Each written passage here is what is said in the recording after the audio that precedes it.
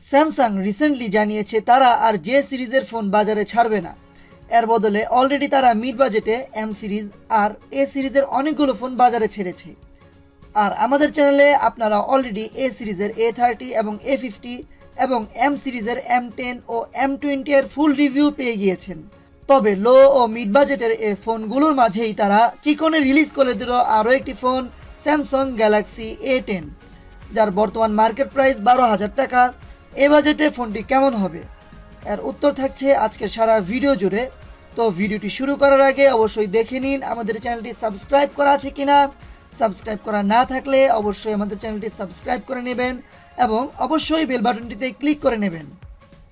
আমাদের আজকের ভিডিওটি স্পন্সর করেছে RM স্কোয়ার। তাদের কাছে এই ফোনটি পাবেন 12,000 টাকার মাঝে, যা কয়েকদিনের মাঝে কমে যেতে পারে।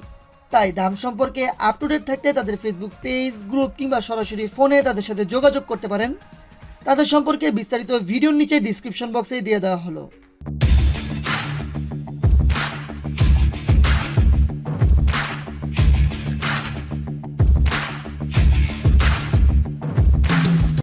হ্যালো বন্ধুরা, সবাইকে স্বাগতম তরল প্রযুক্তির ইউটিউব চ্যানেলে। প্রথমেই আনবক্সিং করে নেওয়া যাক। সিম্পল একটি বক্সে থাকছে না কোনো ধরনের ট্রান্সপারেন্ট ব্যাক কভার অথবা হেডফোন। থাকছে ইউজার ম্যানুয়াল সহ কিছু কাগজপত্র। এর নিচেই থাকছে ফোনটি।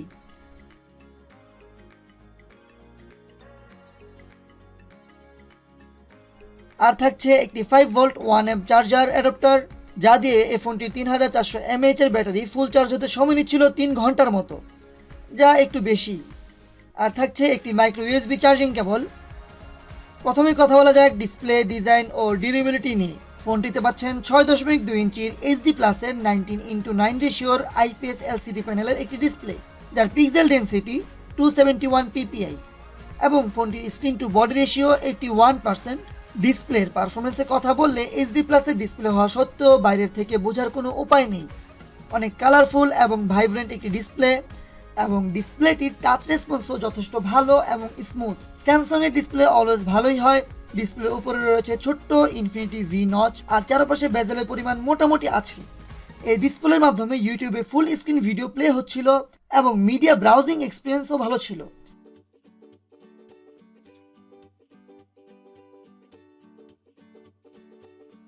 ফোনটির পিছনের বডি প্লাস্টিক বিল্ড, নেই কোনো ফিঙ্গারপ্রিন্ট সেন্সর। আর পিছনের বডি একটু চিপ লাগলেও কার্ভ শেপ হওয়ায় ফোনটি ধরে যথেষ্ট আরাম পাওয়া যাচ্ছিল। আর ফোনটির পিছনেই থাকছে স্পিকার, যার সাউন্ড কোয়ালিটি মোটামুটি।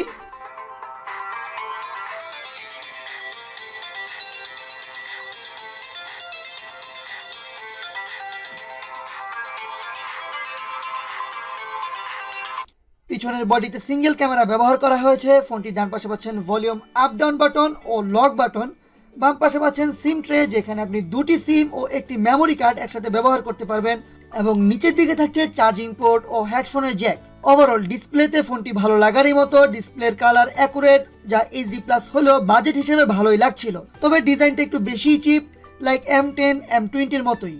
কথা বলা যাক এর ক্যামেরা নিয়ে। ফোনটিতে পাচ্ছেন পিছনে 13 মেগাপিক্সেলের সিঙ্গেল ক্যামেরা। ক্যামেরাতে কোনো পোর্ট্রেট মোড নেই, এছাড়া ওয়াইড অ্যাঙ্গেলও নেই। যা আছে সেটা হচ্ছে ডিজিটাল জুম। ক্যামেরা দিয়ে তোলা ছবিগুলোতে ডিটেলসের অভাব পেয়েছি, তবে ডে লাইট ছবিগুলো কালারফুল ছিল। কিছুটা ফোকাস ডিফোকাসের সমস্যা হচ্ছিল, তাই ছবি তোলার সময় শক্ত হাতে ছবি তুলতে হবে। আর রাতের ছবিগুলোতে নয়েজ ছিল। ফোনটি দিয়ে ফুল HD মোডে ভিডিও করা যাচ্ছিল। ভিডিও কোয়ালিটি মোটামুটি, তবে এ দামে স্যামসাং M10 পাচ্ছেন ডুয়েল ক্যামেরা সহ ওয়াইড অ্যাঙ্গেল ও পোর্ট্রেট মোড, যা এই ফোনটিতে নেই। ওভারঅল ক্যামেরা কোয়ালিটিতে আমি খুব একটা হ্যাপি না। আর এখানে সামনে পাচ্ছেন 2.0 অ্যাপারচারের 5 মেগাপিক্সেলের সেলফি শুটার, যা দিয়ে মোটামুটি ভালো ছবি আসছিল।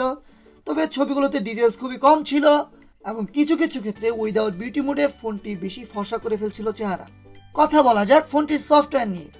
এতে পাচ্ছেন One UI এবং অ্যান্ড্রয়েড পাই। One UI যথেষ্ট ভালো স্মুথ। অ্যাপ ওপেনিং স্পিড মোটামুটি ফাস্ট ছিল এবং ফোনটির টাচ সেন্সিটিভিটি যথেষ্ট ভালো। আর এতে প্রসেসর হিসেবে থাকছে Exynos 7884, যা একটি Octa কোরের প্রসেসর, এবং জিপিইউ হিসেবে থাকছে Mali-G71 MP2। আর ব্যাটারি হিসেবে পাচ্ছেন 3400 mAh এর ব্যাটারি। আর র্যাম হিসেবে থাকছে 2GB র্যাম ও 32GB রোম। ফোনটির মাধ্যমে মাল্টিটাস্কিং এর ক্ষেত্রে ল্যাগ পাওয়া যাচ্ছিল অল্প, আর অ্যাপ স্টার্টারিং পেলেও এক হাতে ভালো ব্যবহার করা যাচ্ছিল। মোটামুটি সব অ্যাপগুলো ওপেন হচ্ছিল দ্রুত এবং সব ধরনের অ্যাপ সাপোর্ট করছিল। আর এতে পাবজি লো গ্রাফিক্স ও মিডিয়াম গ্রাফিক্সে খেলা গেলেও ল্যাগ কিছুটা ছিল মিডিয়াম গ্রাফিক্সে, এবং লো গ্রাফিক্সে ল্যাগ কম থাকলেও ফ্রেম ড্রপ পেয়েছি। আর এতে চার্জ ব্যাকআপে স্ক্রিন অন টাইম পেয়েছি 5 থেকে 5.5 ঘন্টার মতো।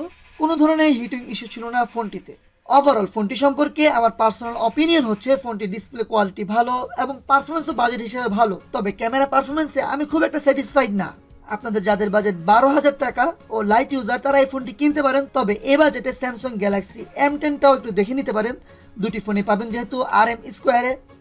ফোনটি আপনাদের কেমন লাগলো কমেন্ট বক্সে জানাতে ভুলবেন না। বন্ধুরা, এমন সব আকর্ষণীয় ভিডিও পেতে অবশ্যই লাইক, কমেন্ট এবং সাবস্ক্রাইবের মাধ্যমে তরল প্রযুক্তির পাশেই থাকুন। আর আমরাও থাকবো আপনাদের পাশে এমন আরও অনেক আকর্ষণীয় ভিডিও নিয়ে। তরল প্রযুক্তি, প্রযুক্তি যেখানে পানির মতো সহজ।